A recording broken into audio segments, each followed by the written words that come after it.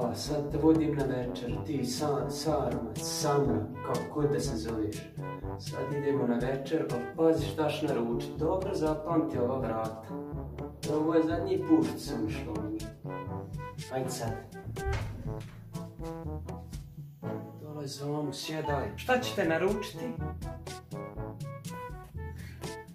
Pa ja ću neki mali sendvič i jednu čašu vode. Ja ću rižem kljukuše sa mesom ako može i neki sok što pršće u nos.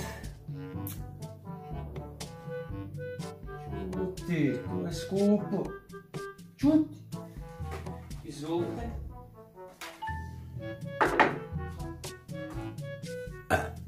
Ja sam se najela. Nikad više sa mnom nećeš nići. Kelna! Račun! Vaš račun iznosi 30 maraka. Izgleda ćemo sad ribati fuge, ščetkicom za zube.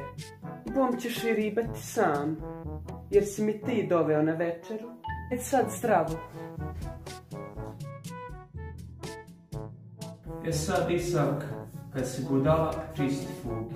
Sad posle, što ste pogledali video, bacite svi like, share, subscribe, komentar. Zato jer vidite da se puno trudim.